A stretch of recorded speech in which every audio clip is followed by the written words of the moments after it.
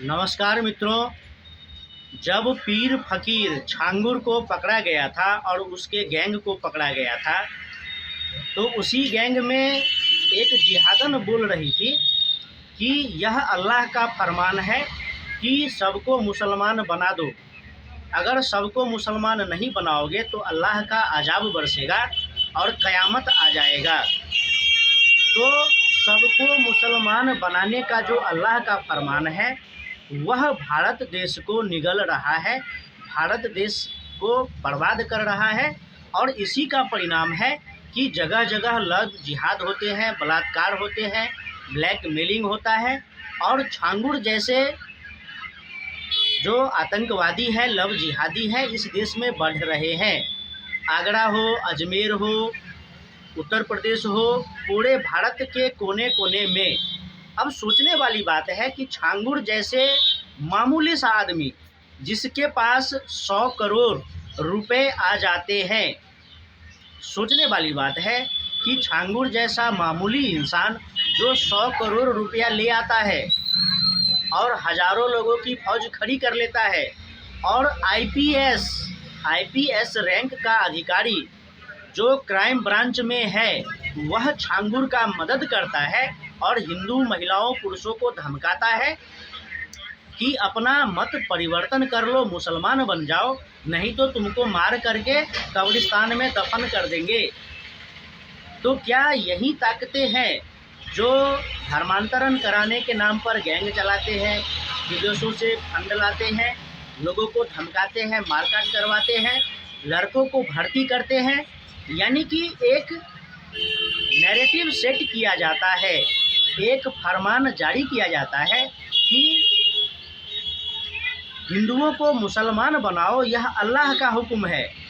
अगर हिंदुओं को मुसलमान नहीं बनाओगे तो अल्लाह का अजाब बरसेगा, यानी कि अल्लाह का प्रकोप होगा और उसमें सारे मुसलमान मारे जाएंगे।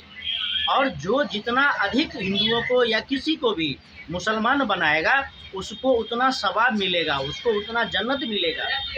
और इस प्रकार से भड़का भड़का करके सबको तैयार किया जाता है अधिक से अधिक हिंदुओं को मतांतरित करवाने के लिए। और इसमें लोभ, लालच, भय, आतंक, दबाव, हर प्रकार का नीति अपनाया जाता है और बड़े स्तर पर लोगों को धर्मांतरण करवाया जाता है।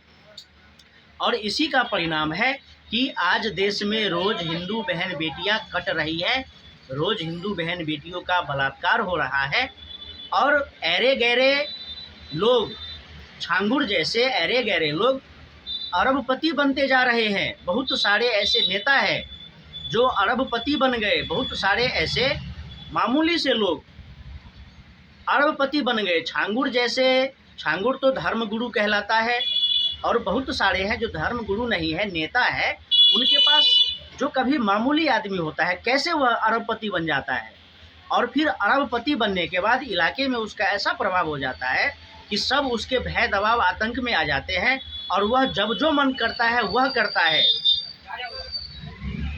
तो इस देश में, भारत देश के खिलाफ, हिंदुओं के खिलाफ इतने बड़े बड़े गैंग कार्य कर रहे हैं, इतने बड़े बड़े षड्यंत्र हो रहे हैं, किसी को कुछ समझ में नहीं आता। जब कोई बहुत बड़ा घटना होता है तो लोगों को समझ में आता है। 100 हिंदू काटे गए तो थोड़ा सा मामला बना, अब उसमें 4-5 लोगों की धरपकड़ कर ली गई। अब जो 100 हिंदू काट दिए गए उसका कुछ नहीं है, वह जान से चला गया। अब अगले का नंबर आने वाला है, अब अगले की बारी है।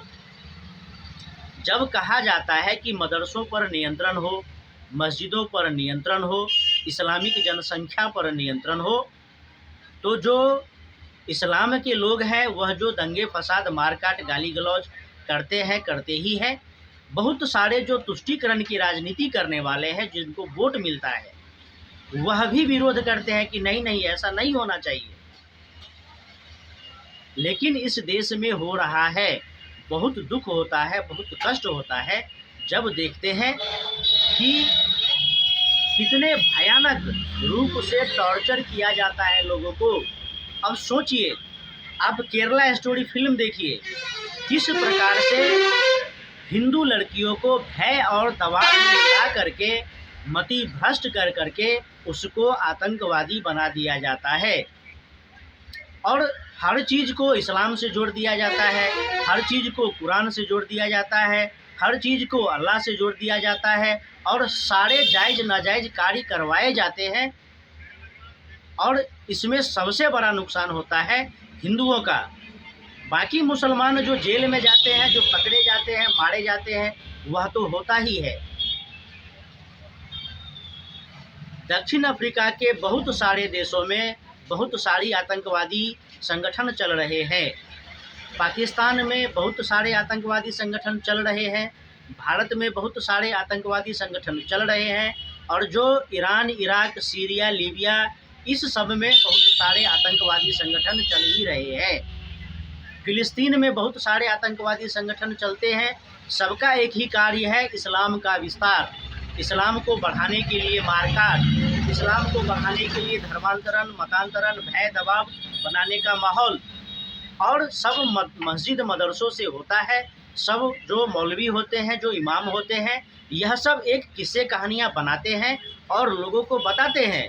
वह इस प्रकार से किस्से कहानियाँ बना करके अपने कौम के लोगों को बताते हैं कि काफिरों का कत्ल करो, मुशरिकों का कत्ल करो, सबको इस्लाम में लाओ, इस्लाम में लाओ और जो काफिर मुशरिक है उसका कत्ल करो और अपना जो इस्लामी हुकूमत है उसको फैलाओ। और उसको फैलाने के लिए अपने शरीर में बम बांध लो, अपने भी उड़ जाओ, दूसरों को भी उड़ा लो और मारकाट करते रहो, दंगे फसाद करते रहो।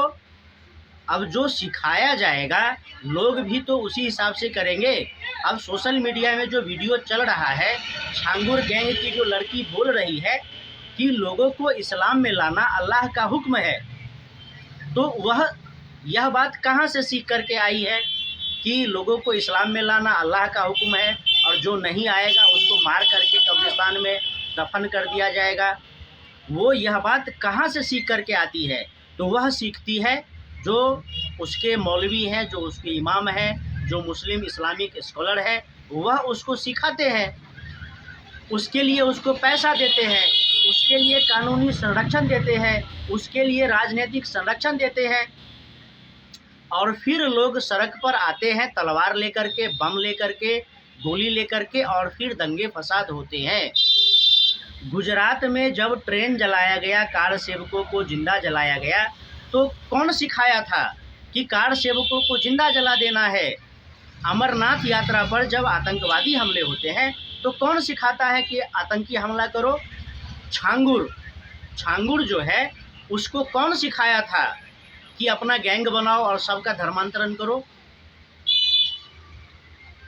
तो यह जो सब घटनाएं हो रही है, कहाँ से संचालित होती है, उसको संचालित करने वाला कौन होता है, उसको संरक्षण देने वाला कौन होता है, इस सब की जानकारी होनी चाहिए और सब पर कठोर दंडात्मक कार्रवाई होनी चाहिए। क्योंकि संविधान ने तो सबको समान अधिकार दे रखा है, संविधान ने सबको समान अधिकार दे रखा है। कहा, मोहम्मद अली जिन्ना ने कहा कि हमको अलग देश दे दो, दे दिया। फिर भारत में क्यों घटनाएं होती है, अमेरिका में क्यों घटनाएं होती है, जर्मनी में क्यों घटनाएं होती है, ब्रिटेन में क्यों घटनाएं होती है?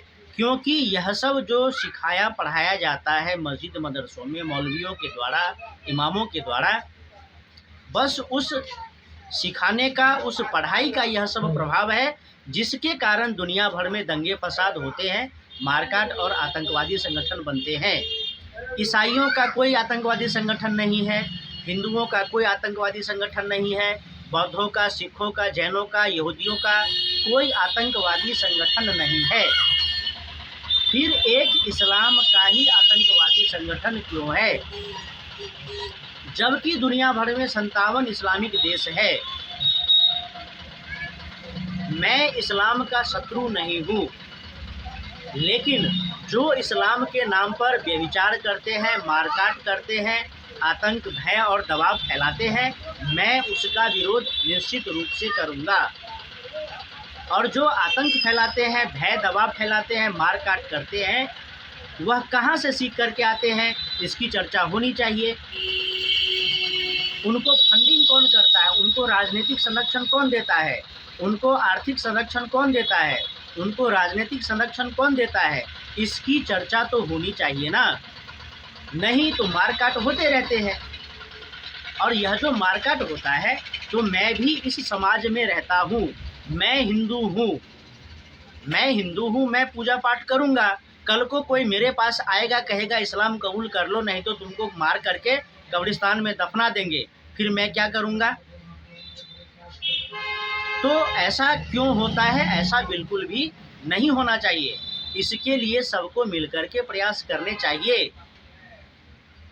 और वह कोई भी मुसलमान जो आतंकवादियों का सहयोग समर्थन करता है, वह भी आतंकवादी ही है, ऐसा बोला जाना चाहिए। और होता है, पहलगांव आतंकवादी हमले में जो भी शामिल थे, सबको ढेर कर दिया गया है। अब वह जो नाम पूछ करके, धर्म पूछ करके गोली मारा लोगों को, वह कहाँ से सीख करके आया था, इसका पता तो होना चाहिए। उसको कौन सिखा रहा था, कौन संरक्षण दे रहा था। लेकिन इसका भी कोई प्रॉपर इलाज नहीं है। बस है कि अपने आत्मरक्षा और अपने धर्म के साथ डटे रहें। आप हिंदू हैं तो आप अपने हिंदू धर्म के साथ डटे रहें, अपने आत्मरक्षा का इंतजाम करके रखें।